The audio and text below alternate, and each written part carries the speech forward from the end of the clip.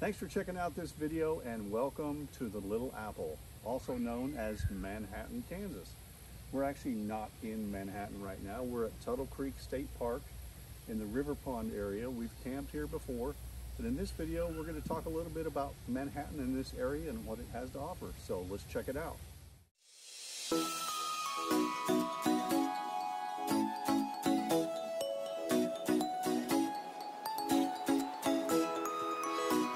Hey, I'm Scott. And I'm Sherry. And we are the coolest campers ever. We're getting close to harmony on that. No. As we said at the beginning, we are here at Tuttle Creek State Park in Manhattan, Kansas, or just outside of Manhattan, Kansas. We really enjoy coming here. Scott, as we've probably mentioned in some other videos, is a freelance photographer for USA Today. So he is on duty when it's game day here in Manhattan. This week that we're doing this video, it happened to have been a Friday night. So Scott came out early, got us all set up. I came out after work. He shot the game, and then we got to enjoy some of Aggieville last night, which I do believe we're going to go enjoy some Aggieville tonight as well. Yeah, so Tuttle Creek State Park, you can book reservations online. You can get a spot here. There's plenty of primitive camping, which is what we have. There's plenty of RV spots. And again, this is the state park area. There's also a Corps of Engineer area, which is kind of a whole nother area, which we haven't been to. We're not going to talk about that in this video, but there are plenty of options out here at Tuttle. And we didn't bring any cooking gear this weekend because there are plenty of great restaurants in Manhattan. So there's a place called Aggieville. It's a shopping district right next to the campus of Kansas State University. And after the game last night, we hung out there, had some food, had some drinks. We went there a little bit ago, had some coffee at one of the coffee shops. And then we went into downtown Manhattan and had breakfast at the Chef Cafe. Chef Cafe, which was delicious, by the way. Just one of those kind of brunch, breakfast, lunch kind of spots. So, you know, think First Watch or something like that, but on a local basis. So we like to go to places that aren't necessarily chain restaurants. So we're always on the hunt for cool places like that, and it was delicious. Yep. And so it's a great place to, if you don't want to spend the entire time at the campsite or don't have a reason to, like us, we had to be in town for the game. And we have friends in Manhattan, so we're spending a lot of time this weekend in Manhattan. Yeah, we've shot some B-roll of the campsite, so that'll be in this video as well. You'll see that there are, like he said, the hookup spots for RVs.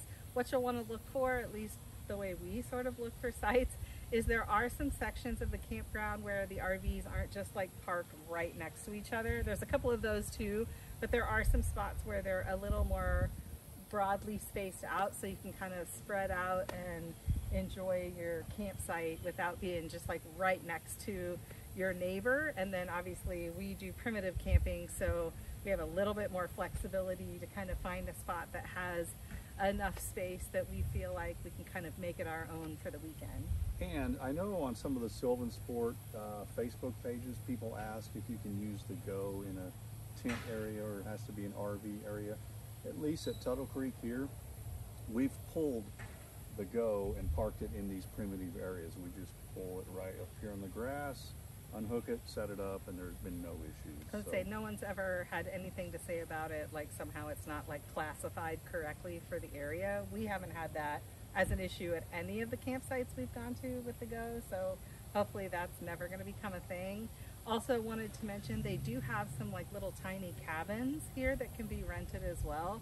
So if you don't have something like the Go, or you really are just going to be here one night and you're thinking, I just don't want to set everything up just for one night, they do have cabins that you can rent as well. That are pretty nice.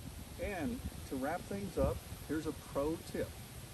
If it's a sunny day like this and you hear what you think is thunder, no, we don't have thunder when it's, well, we do have thunder sometimes and rain when it's sunny out. I'm like, we're in Kansas. Where's he going with this? Oh no, you probably don't even realize this. But we are probably, I don't know, 20 miles as the crow flies to Fort Riley. which is home of the Big Red One. So if it's in the daytime like this and it's sunny out and you hear what you think is thunder, it's actually them just doing military things at Fort Riley, including artillery. And sometimes it can get kind of loud and it sounds like rolling thunder off in the west, and you'll be looking for thunderheads.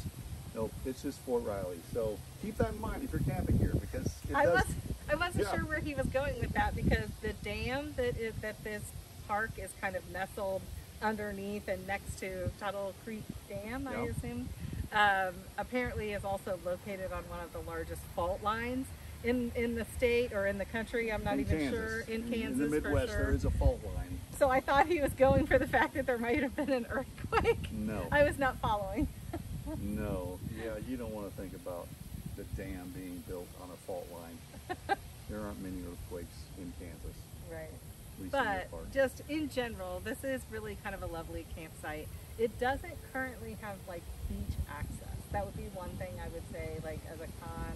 They had some issues with the water, so they just literally are like, don't do that. It's called blue-green algae, and that's been an issue. That might be fixed now, though. We haven't noticed, but it's mid-September, so we're not really that concerned about. So this is less like bring all your beach gear and do that kind of a thing. But as far as the campsites that are available, so far all of the ones that we've utilized, we've really enjoyed this space. Yep. I think that'll do it for this video. So if you liked it, give it a big thumbs up, subscribe down below, and thanks for watching. We'll see you in the next video. We'll take you down to Aggieville here in a little bit.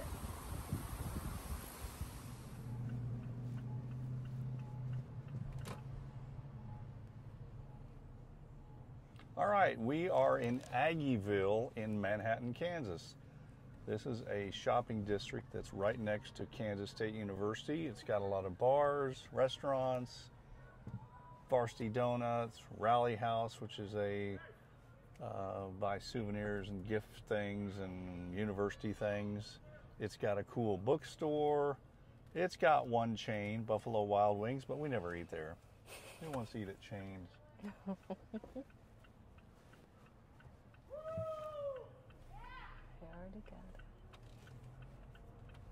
So Aggieville is the oldest existing shopping district west of the Mississippi. It's been around since the dawn of time. I actually don't remember how long it's been around, but it is the oldest shopping district west of the Mississippi. So as you can see, there's just one-way street, basically parking on both sides, and it's kind of a place for students, alumni, people that come here for game days or for camping to hang out.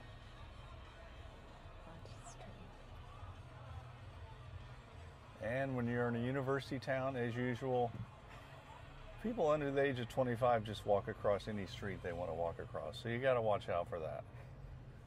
Over here on the left are two really good restaurants, So Long Saloon and Taco Lucha.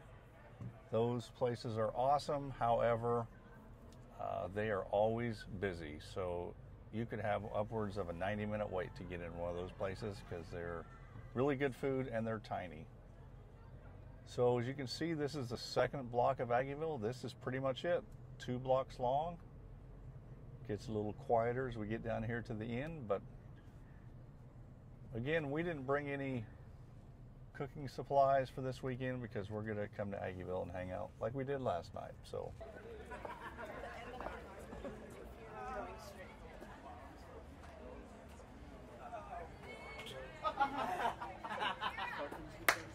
yeah.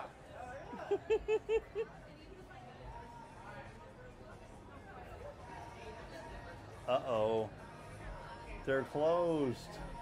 We got here too late. They close at 10 o'clock. So now what do we do? Sherry is so despondent, she kept walking. So I'm gonna go catch up with her. Varsity is closed, 10 o'clock on a Saturday night. Well, there she is, down here, like all sad because Varsity was closed. So let's just, I'm sorry that, you know, I thought we could get a donut. So let's go down the alley and see what happens. He's lying to you.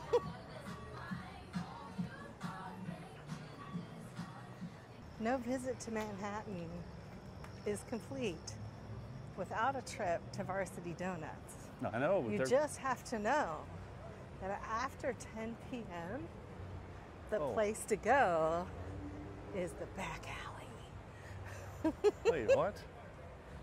Huh, I didn't see this coming.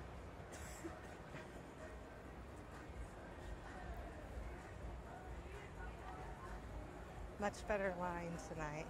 That's because we're not trying to come here at 1 o'clock in the morning. Well, hey, after 10 o'clock, Varsity is closed. They close at 10, at least on a Saturday night and Friday nights. But if you come through that alley in the back, they actually have a food truck. Oops.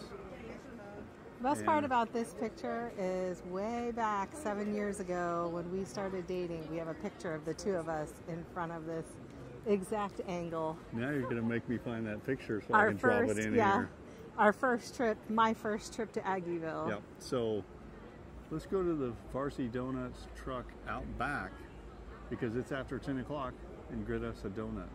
Let's go.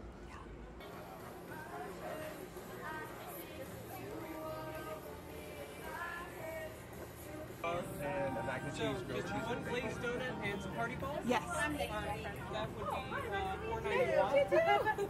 My bad, forgot that. Yeah, I was like, how is she? Like, how do you know her?